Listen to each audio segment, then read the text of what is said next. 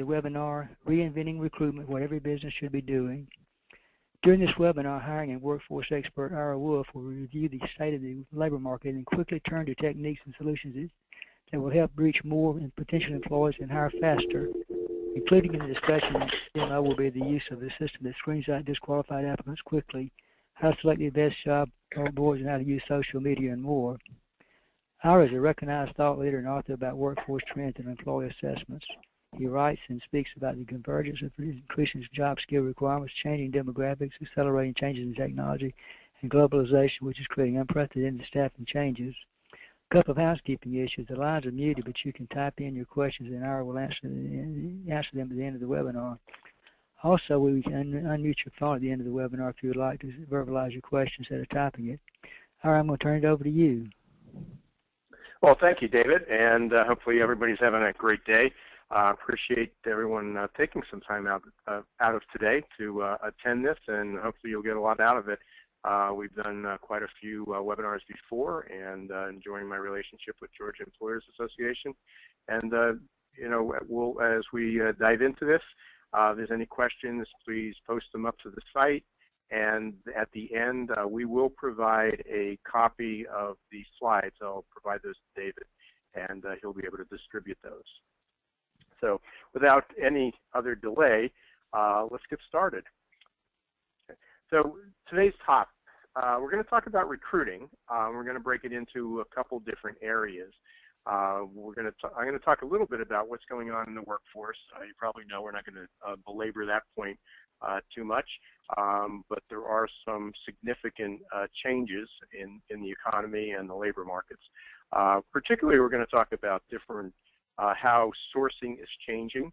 What are some of the best sources to be able to use to find candidates, and obviously it differs from entry level to executive positions, and many of you are looking for skilled employees, so it varies, and we won't get into the particulars. But if there are any specific questions, you can either again post them, and we'll deal with that at the end, or you can contact me directly afterwards, and I'd be happy to help. We're going to talk a little bit about branding, and especially from the candidate experience, the process, how you need to deal with the recruiting methods that were even somewhat effective just a few years ago, are just no longer working under the new environment, especially with social media and mobile devices. Analytics is probably the weakest part of HR and recruiting, and that absolutely has to change. And I'll give you a few guidelines that you need to use, and certainly we're going to talk about the summary, or we're going to summarize and then hit the questions and answers at the end. So here's a recent study. This was just about 2 months ago. In fact, I think this was in the morning of our last webinar on the subject. How effectively do companies recruit and hire outstanding talent? Just about 42%, a little bit more than 4 out of 5, said they get high performers from time to time. That's not an overwhelming success when they say they get high performers from time to time, but it is what it is, and that's pretty much the statistics. When you're in many surveys, almost every day there seems to be a new one that comes out, finding high performers, and whether that's a skilled worker or a top flight executive or a salesperson, then that it's pretty typical. But generally, 70 to 80% of companies say they're struggling to find good employees or qualified employees. About 1/3 said not very. They're not very effective at doing that. Just about 1 in 8 said that they were very successful, and they consistently hire them, and then not at all is about 10, just about 1 out of 10. So if you look at if you combine the not very successful and the not at all successful, you're almost equal to the somewhat successful. So it's about 4 out of 10 companies are saying they're really struggling, and certainly that's not good. And if you combine the group that gets some of the time, then that's almost 8 out of 10, or probably 9 out of 10 almost. So that's a problem. So what's changing? Well, we know that hiring is increasing. It's certainly not up to the levels that the politicians want or the government wants or even that our society needs. We still have a lot of unemployed and underemployed people, but there's no question that hiring has improved. We're pretty consistent about that 200,000 per month mark, give or take a few. But we've consistently been growing the economy, and more companies are hiring over the past over the past 5 years, but especially over the last year. Shortages of skilled workers are increasing. I probably don't have to share that with this audience. It's and almost every job it requires some skill, and we used to define it between low skill, semi-skill, and skilled, and more there's very few low skilled jobs anymore, other than maybe in landscaping and in some trades, but most every job requires at least some skill, and some of that skill could be customer service. It could be some specific expertise, but most jobs are requiring some type of reasoning and thinking ability or customer service. The time to hire is definitely increasing. It's getting more and more difficult. That's in two parts. If you listen to employees, and candidates, it's because companies are taking their good old time. If you listen to companies, it's because they can't afford to hire the wrong person anymore, and they don't want to make any mistakes. So there's a twofold approach to that, but the time to hire is increasing, and from an employer standpoint, it's just getting more difficult to find the right people. And if the problem is getting them on board within your company, that's a process that needs to be changed, because once you find somebody, you got to move pretty quickly. But sometimes it's just even hard to get even a remotely qualified person to fit. The wages have been stagnant. There's no question about that, except at the CEO levels. But pay is going to increase. I don't think there's an economist out there or a consultant out there that doesn't see the trend that it's getting more and more difficult, that people are being hired away again, with bonuses happening more at the management, executive, sales, skilled labor force, but it's happening across the board. And then you look at all the efforts to increase minimum wage, and that's having an effect too. And as a result, turnover is increasing. There's a lot of controversy whether there's a statistic that came out, and it seems to have its life of its own, that 85% of all new hires happen to be already working, and there's some truth to that. That doesn't mean they're passive. They may be working in a position that they don't like. They may be underemployed. They may have no opportunity. So there's a lot of people that are already employed that are working, and then there's certainly a lot of people that have left the workforce and either went back to school or they were taking care of their family, caregiving or child care. And so there's a lot of reasons that people are beginning to enter back into the workforce, but that is also creating up all the other improvements are also creating opportunity for people to leave as well. So it's not dark skies, but it's certainly not going to be perfectly clear skies as it might have been in the past. The other kind of counter problem to that is that it is more difficult to hire. There has to be better filters. It's more difficult to find people, so you need to source candidates differently, better, wider. We're going to certainly address that. Certainly hiring smarter means, reducing or at least managing the time to hire, because if you don't have any process in effect, it's just going to continue to grow, and if it gets out of control, it's one of those kind of flywheels that has a life of its own, and it's difficult to regain control there. Mobile is just being able to have mobile access to candidates and having your process and your application and your sourcing be mobile is just imperative. It's no longer an option. It's no longer coming. Being mobile ready on all accounts is a necessity, and I would go to the extent to say few companies are there, and when I say that, in my experience and from what we're seeing in the statistics and the other surveys with other companies and certainly with our clients, basically their recruiting processes hasn't changed much over the years, other than maybe they have a better web page up there, but the whole process really hasn't changed. Definitely need to manage recruiting better and ultimately have solid metrics so you know what it's costing you, knowing where the best source is, and the best source may be different for every position, and how to improve the ROI. Otherwise, it's going to be a money pit, and recruiting, whether you're using internal or external sources, staffing, or internal recruiters, is just going to skyrocket. So let's dive in. Let's talk about sourcing. Okay. First question comes up is, are you looking in the right place, and what is it costing you? Okay. So as I mentioned, there have never been more ways to recruit talent, and I want to give credit to Indeed.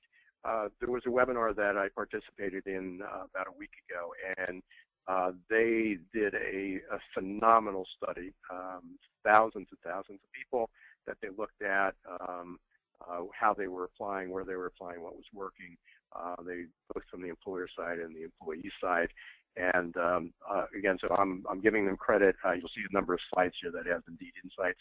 You can actually go up and read some of the reports on there. I have no affiliation with Indeed other than my clients are customers of theirs, and I do recommend their site for one of the sources, but I have no other affiliation, so I want to be in full disclosure with that. But I did find that their research and a lot of the information they provided was exceptional. So you can see it's kind of a journey, whether you start over on this left side and we're using a professional profile, that's someone either found a candidate or they on LinkedIn or one of the other professional job boards, whether it came from a staffing firm, the general marketplace. Social recruiting is obviously becoming more popular. Referrals are still one of the best sources, or you're just digging into a talent pool, and ideally it's going to be best that you develop your own talent pool. In the short term, many people are using sites like LinkedIn or even Career Builder, Monster, Indeed, and paying for the ability to search through resumes that are up there. The common complaint with that, and not a surprise as you'll shortly see, is that many people have applied for positions, are looking for jobs, but aren't necessarily qualified either for a specific job or for your company. So how can you shape your recruiting organization to take advantage of all this? So let's start with, where are people looking for jobs, or why do people look for jobs? Well, it's pretty obvious. One is they're looking for a new opportunity. The other is they're disillusioned with their current work. Both of them are good sources. Many people would say that they would rather hire somebody who was inspired by a new opportunity than somebody that was tired of their old job. There's a lot of people that think that working, for another company doing the same work would be better, and that's true. I mean, there are many companies that have better environments. They're best places to work. They're doing the right things. They create more opportunity, and therefore, if you can find a candidate who's not being treated fairly or presented the right opportunity at a current job, then that's a good source. But many people are just looking for something but they're not sure what it is, and you're just one more step, destination on their journey, on a long journey, what it'll become. Again, most people that are looking for new opportunities are in a more positive mindset. They're accomplished. They're not ready to jump when they find the opportunity to leave. If not, they'll stay where they are. And many of these employees, when you do surveys, are listed as engaged or even very engaged with their current company, but maybe the company just doesn't have that opportunity for them to jump up. But, if nothing comes along right now, they still are hardworking, productive, quality employees. But those are, here's a list of the many reasons that people, decide to job hop. Okay. What's one of their first steps? This was a very interesting statistic I found from Indeed. 90% of employed adults hired within the last year took an action about 6 months prior to looking for a job, and almost half visited an online job site. They looked at job boards, again, almost half. Many visited a company site. They might have heard about somebody hiring in the area, or they're looking at competitors. Again, pretty high statistics. Many have asked for a referral, and about 1 out of 3 was asked by a professional connect. They asked somebody for a referral into that, who might have been a colleague or another manager or somebody they met along the way. But these are the most popular reasons why, how people start their search out. Okay. This again was also interesting, and I wasn't aware of how popular this was. But a large percentage of people actually get job alerts. So you're interested in a job, you go to a site like Indeed or Career Builder or Monster or even a company website, and they sign up for mobile alerts. And when a job opening is posted, they're receiving them, and that's how they're notified. So people aren't sitting at, on their smartphones or sitting at their PC all day long looking for jobs.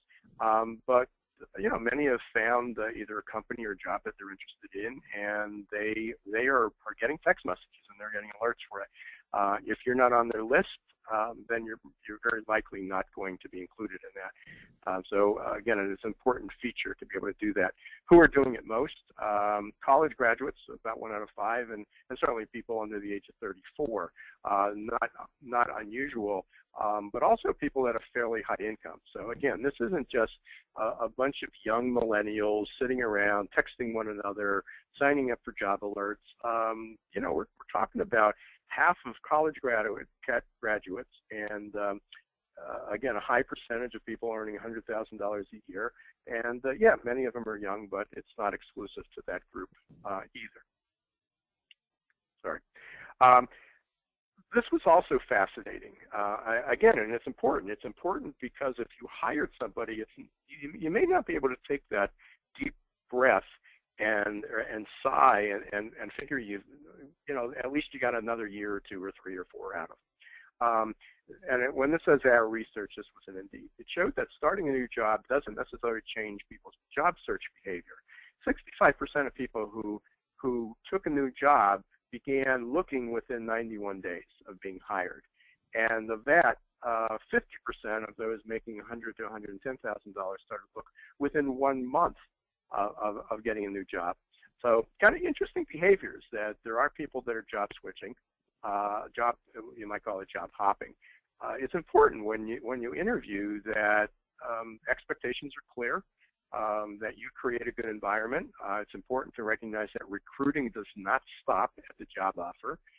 Onboarding is part of recruiting, and if you have a good onboarding process, then again, you may be able to nip some of these people in the bud. So here's a little psychology over what does it take to make people leave. The good news is it takes 7 major decisions. So people who threaten to leave in your environment aren't necessarily apt to just pick up at the next at the first offer. But it's also bad news when you're trying to recruit highly skilled, highly qualified people who may be working elsewhere. It also takes 7 major decision points. What are those decision points? Well, one is, first they have to say, hey, I'm going to look for another job. That's pretty obvious. But here's where it gets a little bit more interesting. I'm going to take a job, but I'm also going to consider the company. And they might do some research. They might consider a change. Somebody says, hey, I hear that Georgia Employers Association is hiring. And the first thing they do is they go to the website and they find out about the company and they look at reviews. Once they identify the company, they then see what the position is. So they're working for a company, and again, this is more younger people, but a lot of baby boomers are again looking for a place that they can write out the rest of their career, are looking for not necessarily a better job, but a better company to work for.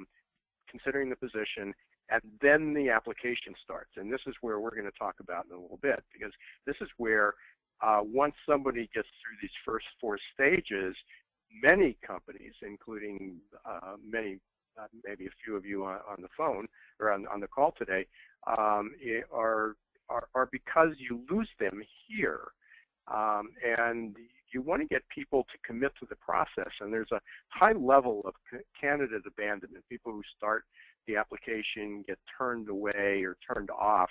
Not necessarily they're turned away, but they turn away. They turn off the process because it's too complicated. There's too many hurdles. It's too impersonal. It's not engaging. They don't get the information that they need, and so forth. So this is the area that people really need to focus on, because you don't have much control over this, other than in this stage is starting to improve your brand. So what are some specific things that changed? 1997. You basically had a help wanted ad. You put it in the newspaper, you put it in a Sunday, you ran it for 10 days. You had people stop by or fax in a resume, and email was starting to become in vogue. Or again, you had them stop in and fill out an application on paper. Okay, what's changed? Well, most search is done online now. Even the newspapers and the print media that offers classifieds are usually linked to some type of online board. So mostly jobs are online, which has changed quite a bit, because it's not necessarily the bigger display ad. You can have full pages associated with just one job, but if it's not search engine ready, if it's not optimized, if it's not if you don't have traction and people don't find it, if Google doesn't find that web page that you've posted on, including your career site, then it's pretty much you're kind of a person in the only person in the woods of 100 miles, and you can yell all you want, but all you hear is an echo back. So people won't hear it. And then the second part of that is it's got to be mobile ready. It's no longer as simple as just being able to request that an application be filled in on paper or even filled on online. It's got to be mobile ready. It's got to be ready to be completed on a smartphone, and very, very few people have, very, very few companies are there. So it's a great advantage of how to be competitive in this market, not because it's something coming, it's here. It's only because a lot of the competitors and a lot of the companies that are looking for people haven't caught up yet, and they're not. Many of them aren't even interested. Okay. What are some other kind of another angle of this? You can see almost a third of companies, 3 out of 10 companies advertise in the newspapers. 1 out of 5 were employee referrals. 1 out of 10 used agencies. Those percentages all dramatically changed. Employee referrals has jumped up to 22%. And this is also important because this says out of how many people were hired, how many people were interviewed, how many people were hired. In the case of employee referral, assuming that many of them might have been internal employees, or they even passed the stage of the interview and just did a quick screen, that turned out to be still one of the most effective ways to hire people. It's not the most popular way, and it's not always the easiest, but it's certainly an effective way. The other area turned out to be this career sites. And again, if they come to your site and there's an interview, then there's a very, very good chance, and they apply, that they're hired because they've already seen what your company is and they've done some homework. What's one of the worst ways? As much as I've been talking about job search engines like Indeed and Career Builder, you do get a lot of unqualified people, and even if you can sift them out online, you still have to do the interview, and it's about a 75% chance you have of making it. Current employees being promoted is pretty good. Job boards. The difference between a job board and a job search engine, by the way, job board is really a career builder where they have their own talent pool. Indeed is really a Google of job search engines. Indeed and Simply Hired and a few others really go and scan the internet and pull sites they pull ads from Career Builder, and they pull ads from LinkedIn and from company websites. So when we talk about job search engines, they are again, they basically act like Google and Bing, where they go and they just the robots and spiders look for all new content and they post it up there. So I have clients that do not advertise on Career Builder but get applicants to apply through Career Builder because it's posted on Career Builder, cross-posts many times to Indeed. It depends on the company. It depends on the relationship that they have, but that's how that works. So there is a difference between a job search engine and job board, if you weren't familiar with that. And then also recruiters. Not as many interviews, but many of them have been pre-screened, but gives you an idea how things have changed. Print media is no longer even on the list. Okay. Another challenge becomes of exposure. So how many people need to view your ad to even see that? And if we go back to here, we can see that a lot of people will view the ads, and then some of them will apply, and then some of them, even a fewer percentage of those may be qualified. So in order to get 100 hires, and you can obviously divide this out by 10, and if you want to say how many people need to see my ad to get one hire, you're talking about 240 people need to see the ad. They need to see it. Out of that, you're going to have about 1 out of 6 who start the invitation and complete it.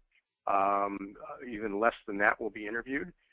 You might extend an offer to 2 out of 3, and one of those might accept it. And there's a very high percentage of people who, especially in the skilled and qualified arena, who are offered positions but then decline it for many reasons.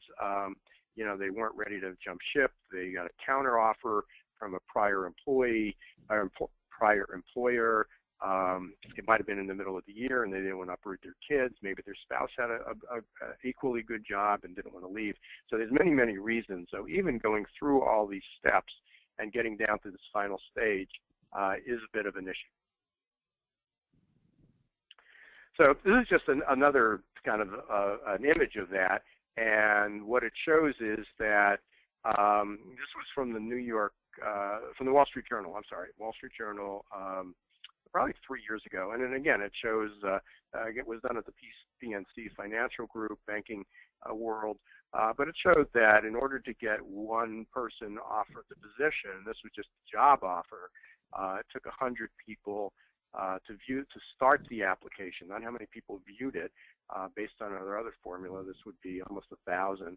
And then how many applications were actually acceptable, how many people were invited in. So just another avenue. Bottom line is it takes a lot of people.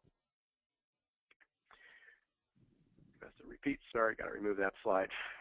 Okay. So what are some of the top external sources to be able to look for people? And this is, again, beyond referrals and internal promotions. And this was not from Indeed. This was an independent study. Indeed pretty much owns about 39% of the market, and then Career Builder is a little bit less of hires. You can see that LinkedIn, fits in there. That has a higher percentage depending on the job. This might have been an industry-specific job board.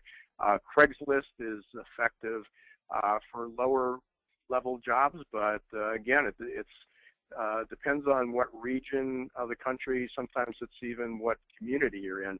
I have a lot of clients in Pennsylvania. One of them is in Lancaster County. They were looking, if you're familiar with that, that's where the Amish and Mennonite live. But although there's only about 3,000 of them, but they're famous for that. But an adjacent county is York, and it's separated by a river, and you would think that it's an ocean. In Lancaster County, Craigslist was very effective, and Indeed was the most effective, but Craigslist was fairly effective as well. In York County, Craigslist was horrible. It wasn't effective at all, and Indeed dominated it.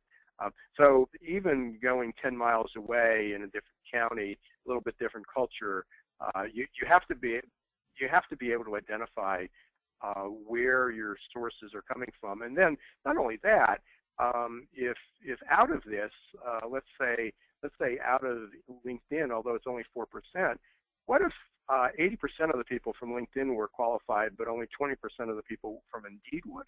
That would definitely change your strategy. You still need to have views, but ultimately it's a matter of finding qualified people. So again, most people aren't tracking this, and I'll give you a list of things that you need to track at the end. But it's very important to first identify where they're coming from, and then to be able to evaluate the quality of candidates that come from there, and not just doing it by gut, by real numbers. Okay. The fastest growing source is coming from, I mentioned LinkedIn, but fastest growing source is coming from social media. Depending on the position, LinkedIn certainly for professional positions. Facebook they got 1.25 billion users now, and Facebook for many organizations, it's just another company page. They get to learn about it, communicate with people who work there, but it also can have a very far reach for posting. YouTube's a phenomenal way to do recruiting. You have short videos explaining what the job is, announcing it. There's press releases, there's articles, there's blogs. Again, way too many, numerous to mention. If you want to use this, by the way, to understand social media, go to conversationprism.com by Brian Solis, and this will be in the slides when you get it. I'd highly recommend going up there. He continually updates this, and I have been using this since version 1, and it was much simpler back in 2008 of the different forms of social media. But you got to get a grasp on social media for recruiting. Okay. So the next step is, where do you go? I mean, we talked about all these different sources, everywhere from the print to a career board, word of mouth, blah, blah, blah, long list. And that seems to be a lot of work. How could you possibly manage this if you're still doing this manually, if you're accepting resumes by email or an online application that's got to be printed out? If it's not centralized and somewhat automated, it's going to be a problem for you, because there's not one single source that is going to be effective across multiple generations for multiple jobs in multiple industries. Even in one company, each job, based on the demographic, the qualifications that you're going for, may require a different source, and you're going to have to figure it out. And you can't figure it out if you haven't tried most of them in the first place. Using one versus the other is no longer effective. You're going to have to use multiple sources for hard-to-fill positions. Okay. So one way that we look at is, instead of being buried under the what we call the resume mess, kind of just a pile-up or a clogged-up inbox of views, you need some way to collect information and process it quickly. And if people apply through some type of applicant tracking software or some type of database that you've created, everything gets entered into a single database and easily sorted. So you go from application to sort, and be able to identify quality candidates right off the bat. More importantly, it's sometimes not who are the quality candidates, it's who aren't the quality candidates. Who are the people that are high risk, that responded to a job that requires a 4-year degree and a certification, and they haven't graduated high school? How do you weed those out quickly without wasting even a second of time? Okay. So there are many ways. This is a screenshot from one system that we use, but there are others like it. I encourage, happy to set up a demo if you're considering it. It's as simple as all these people applied over a few day period. We set the criteria to sort it for qualified, and in our system we actually can create screening questions, and the screening questions are rated. So if you're looking for someone who has a 4-year degree, but we consider somebody with an associate degree, but would disqualify them if they only had a high school diploma, we can give 0 points to a high school diploma if they check that off. We give 5 points for an associate degree.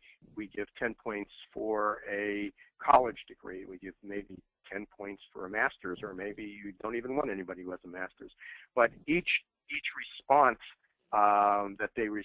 each question that they respond to, each answer has a different score, and you can easily sort this. So you can see from the people who met the basic qualifications, you had people that ranged 115 to 50. You can say we only want to view the people who scored 80 and above, and you can put an 80 in there, refresh the screen, and those would be visible, and you can open up and see their applications, the job answers, and even contact them right away.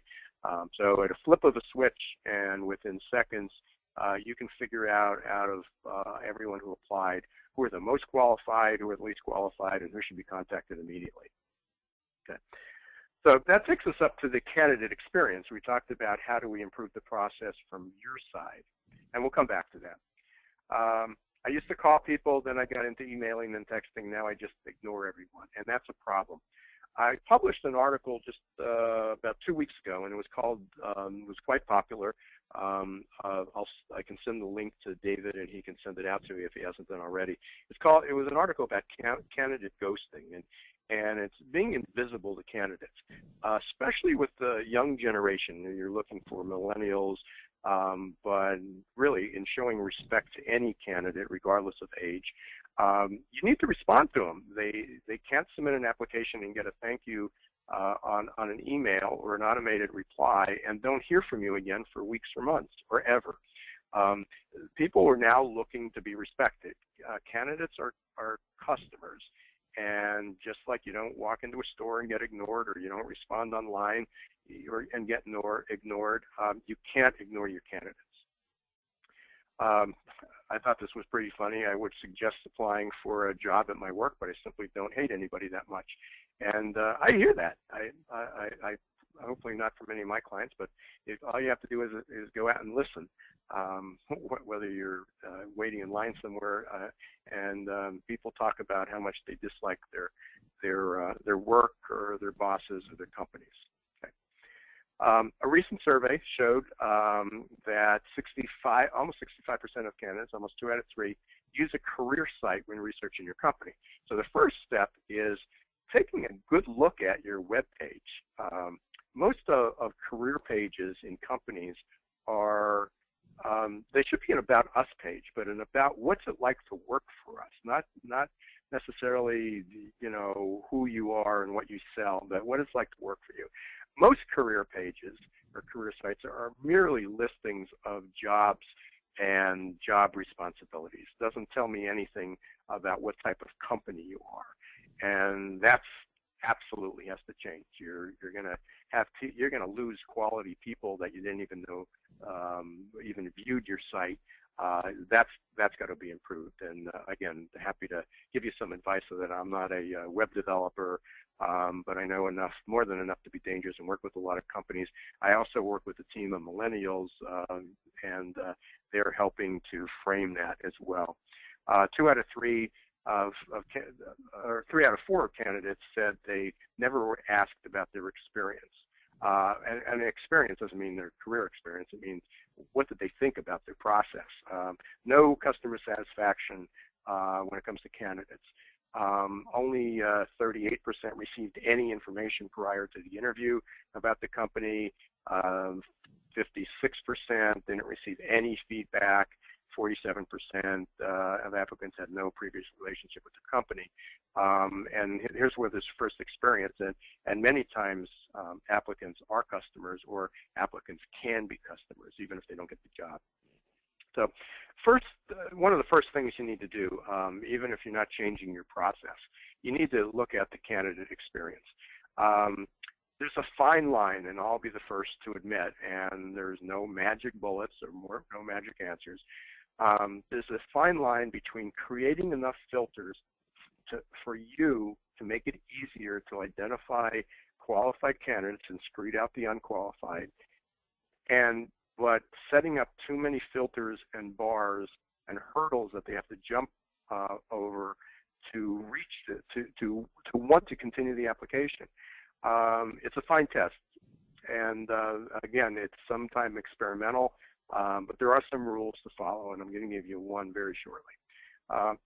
You need to write great job descriptions. Understand that a job description in today's world is a web page. it's not a boring financial description. It's not the specs from your product you sell. People don't want to read that, whether it's buying clothes or products or services. If they're going to buy something from you, they want to know what it's like and what it can do and how reliable it is and everything else. But most importantly, it's got to be search engine optimized. These are web pages. Every piece of content you put on the web, whether it's on Indeed or whether it's on your own job board, the only exception is print media. Print media is indiscriminate. It doesn't care what the content says. But anything that's online has to be optimized, and it's got to be engaging. Beyond just the job description, the site needs to be engaging. I highly recommend videos. Many companies are actually putting games and some type of interplay chats, a chat box that they can speak to someone right away. So there's got to be more engaging, more interactive than it is now, and definitely create a more user-friendly application process. From an application process, it also includes how many questions up front should you ask. Our recommendation has been about 10 to 12, and I didn't have any data other than working with clients and finding out what our dropout rate was. And it turns out to be there's about 1 out of 8 candidates, applicants that will drop out if it's a little too complex. But you also want to create filters. If it's too easy, then you're going to get more people applying that may not qualify. So there's got to be some bar there. But when you jump from 10 to 20, you start to lose a lot more. So somewhere in that 10, 12, maybe even 15 realm of asking questions ahead of time, people to fill out some screening questions is a reasonable amount. And again, we've done this. We recommend the clients to stick to 10 to 12. Okay. You got to be mobile ready. I've said that before. I'm going to say it again and again and again. You've got to make sure everything from your career site is viewable on a smartphone and a tablet to completing your application. And I will tell you that attaching a resume from somebody's smartphone is not going to happen. And filling out an old kind of an HTML-based screen application that people have to constantly resize and reposition and scroll up and down is also not going to work. It's got to be mobile ready. Not that it can be viewed on a mobile phone, but mobile ready. No candidate ghosting, I suggested before. Not suggested, I'm going to urge every one of you. You can't ignore candidates. It's just bad. It's like having a customer walk in with an open checkbook and you ignore them. It's just bad business, and it's catching up. And you also got to, if you're not getting company reviews, you got to encourage it. And if you are getting company reviews, you got to go search. Go to Glassdoor, go to Indeed. See what former and current employees are saying about you. Jobs are no different than looking for a restaurant these days. If nobody's talking to you about you, it's bad. And sometimes it's bad when people do talk about you, but at least you know they're talking. And you can hope to control it. Okay, so just an example. This is a site of one of our clients. You can see here what's happened. This is the ad, and way down here is the career opportunities. If you're looking for people will come to your first page. There's got to be a button here. There's got to be some place, and they have changed it. It's still not as visible as I'd like it, or I'm recommending, but you can't have it buried on there about a career opportunity. It's got to be visible. People aren't going to spend a lot of time. Their attention deficit is going to kick in, and they're not going to do a lot of search unless they're desperate to want to work for you. And this is alt hat as well. Qualified candidates, sent to some email is not going to work. This is what Google's career site looks like. Not to say that everybody can be Google, but you have to jazz it up a bit. You also need to use Facebook. Facebook company pages are incredibly popular. It's not just having a company page, but you should have a company career page as well. So, okay. So what's the process? You need to build a platform and create a process for what we call inbound recruiting. That's building your own talent pool. Unless you're committed to forever using staffing agencies and recruiters, which is effective, no question about it, but it's also much more expensive. And the more people that hire outside recruiters, the less you're going to get that personal attention.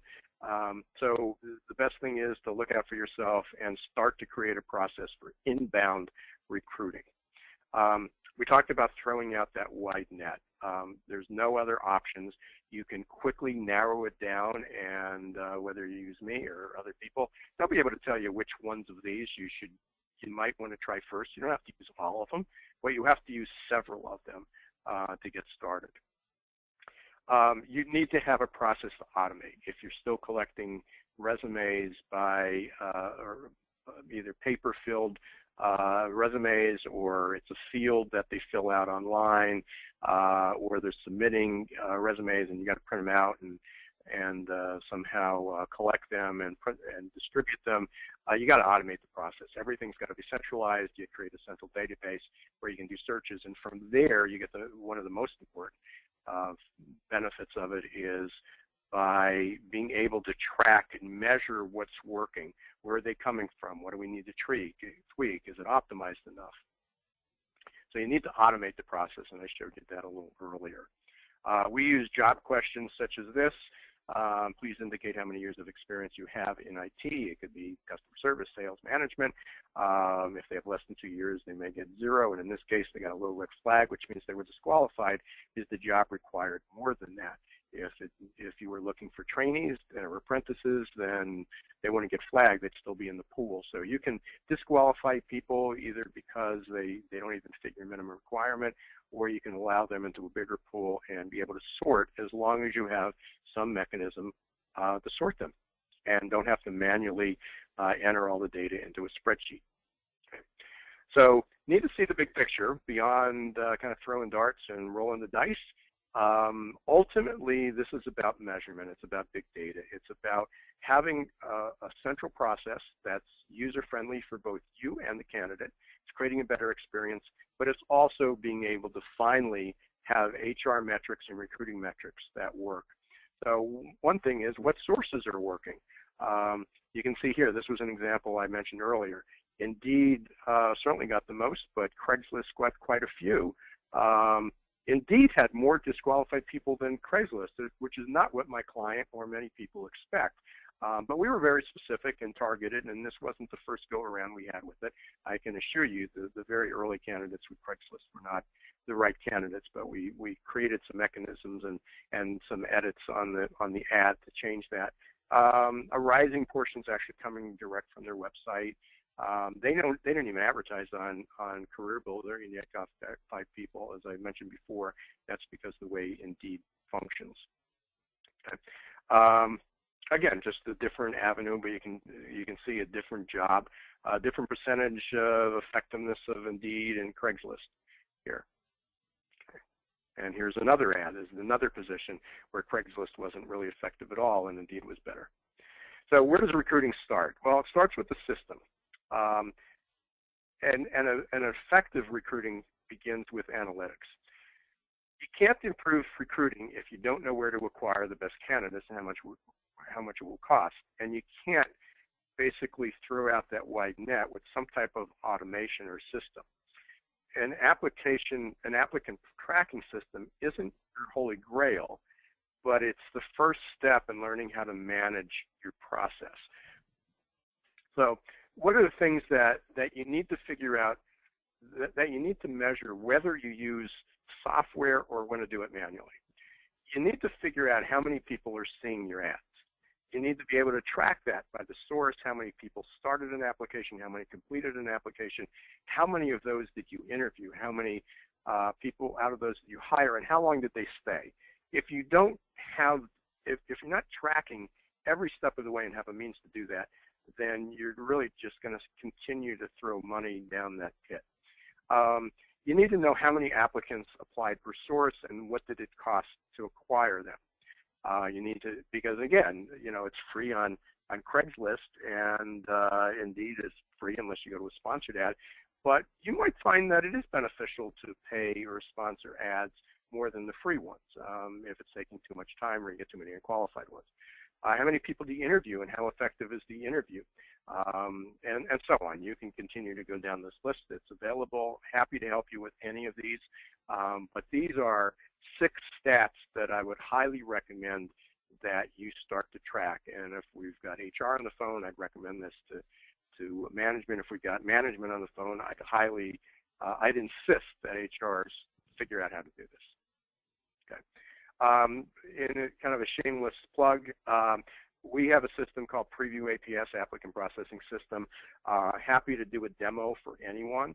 It's very affordable. It was designed for small to mid-sized businesses or even larger businesses that are not using one now as a startup.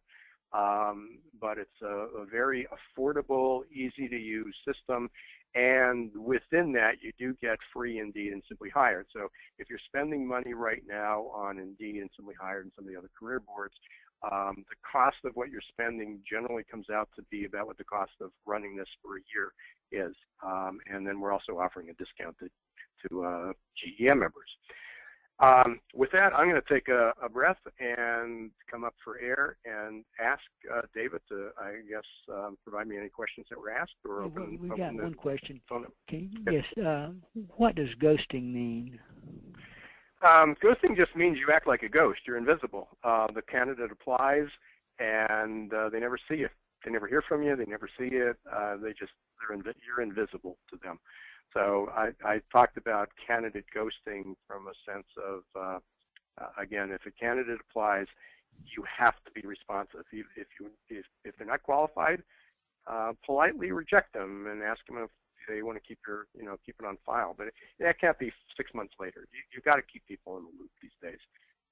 People will just lose attention, and qualified candidates that you don't reach right away will just ignore you completely. Even if you want them to come in, they may not be interested if you abandoned them too early on. So, and again, I'll send you that link, David, and you can distribute the article. It gave some tips of what to do. Okay, we've got a couple of options for you. You can type in your question, or either I can unmute your line, and you can ask the question verbally. Does anyone have any questions? So,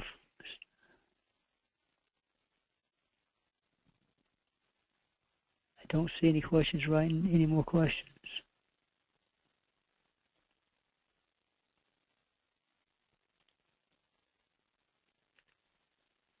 We've got your phone number on the screen there now. My phone number is 478-722-8282. That's 478-722-8282. I think everybody has my phone number now, so if you have any questions, just give me a call. Ira, did you have anything else you wanted to say? No, I appreciate everyone taking almost an hour out of their time today. I know your time is precious and valuable, and you have a lot of things to do, so we both appreciate that. I will be sending, as soon as we get off the line, I will be sending David the updated slides. There are some that I've just added recently with the new updated information. They'll be available. And if you have any questions, you got my email, phone, check me out on my web, Facebook.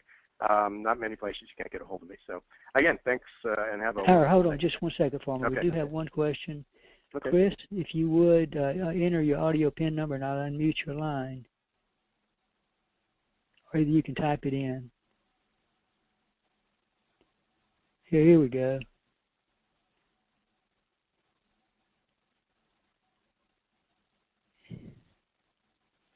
Yeah, the lines are muted.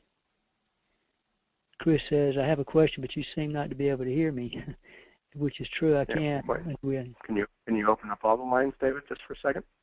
Yeah, well, I have to do it individually, I think. Okay. I sure will. Chris has let's see. Here we go. Now we go. I think, Chris, can you hear us okay now? Yeah, can you hear me? I sure can. Now we got you unmuted. All right, cool. I guess I was questioning how relevant this is to blue collar versus white collar. A lot of information here, but it almost seems to me like it's more subscribed to white collar. Obviously, there are blue collar employees out there that are mobile to mobile, and into all these sorts of things. I'm just wondering what advice or what comments you might have along those lines. Yeah, it's a great question, and I have I have clients that deal with that all the time.